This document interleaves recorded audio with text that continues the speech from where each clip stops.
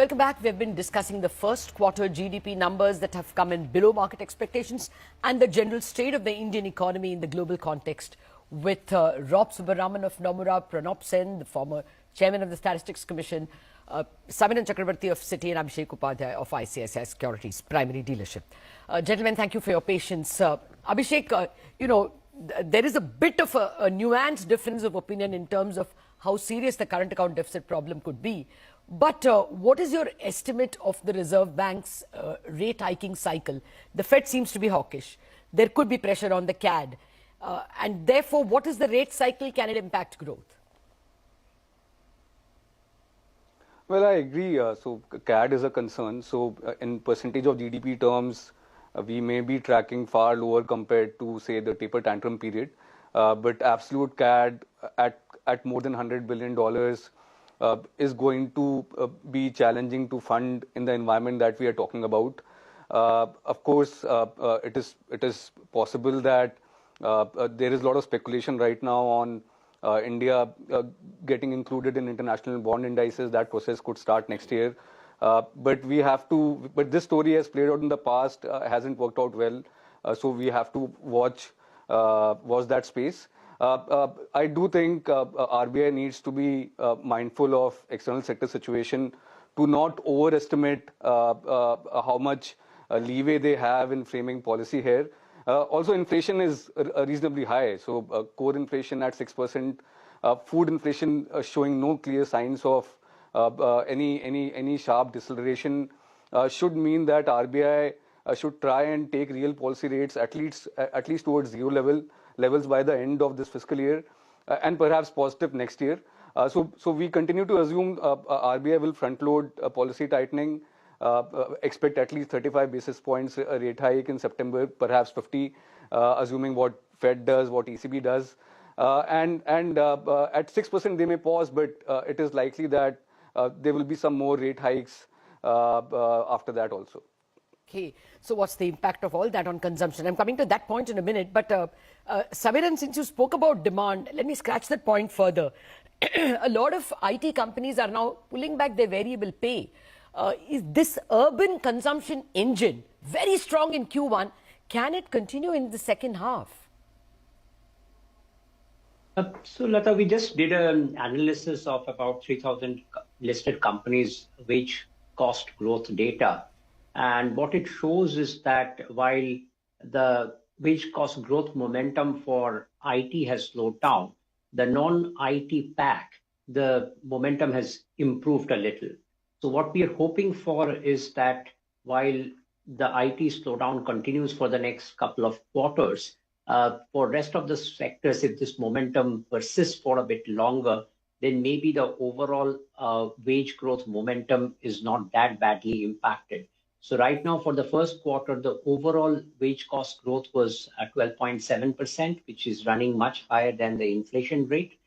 This is very important because, as we know, rural wage growth momentum has been much weaker at a negative real wage growth. So if urban wage growth momentum also falters, then we would have a significant headwind to consumption. So IT part, yes, there is a decline, but the non-IT, particularly the smaller MSME kind of segments, is where we are seeing some catch up in wage growth, and we hope that continues for the next few quarters. Okay, but IT is a huge engine of growth. I mean, it's a large employer in India. Dr. Sen, two questions since we're running out of time. One, you refer to the rate hikes.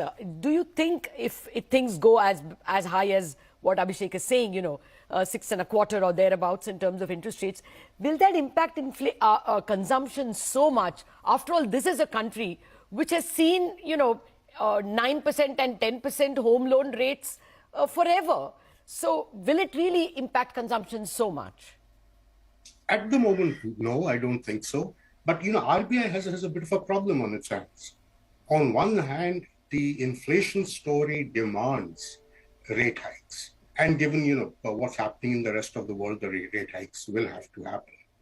But the problem that they face is that if they are very aggressive with rate hikes, you could actually see the rupee appreciating against numerous other currencies, which is, again, bad news on the CAD front. Now, balancing that is going to be a trick. And that's what RBI is faced with. So I'm not very sure what they're going to do on this, but it is a problem that they will have to tackle head on. Okay. Yes, that's true. China actually has been cutting, and India will have to worry about that.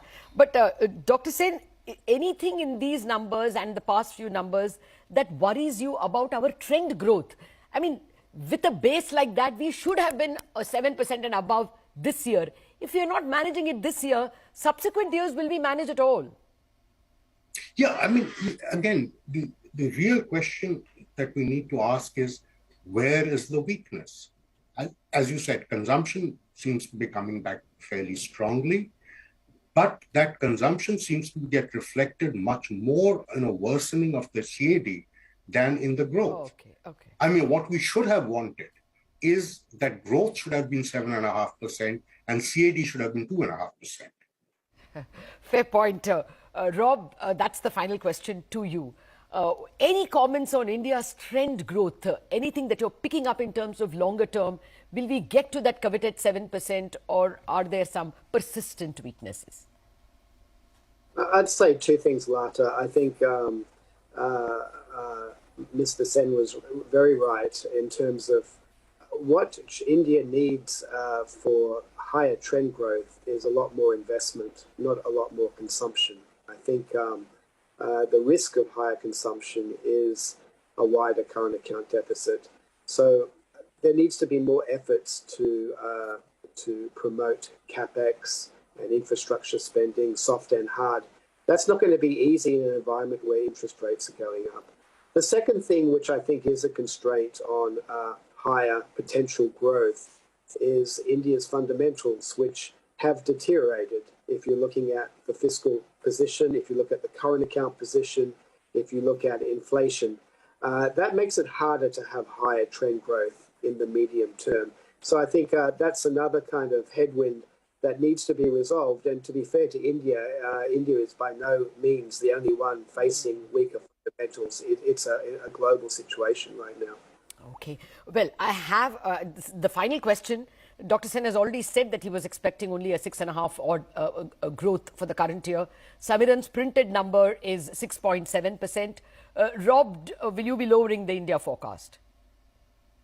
We're looking at it now. We're currently at 7.2 for this calendar year.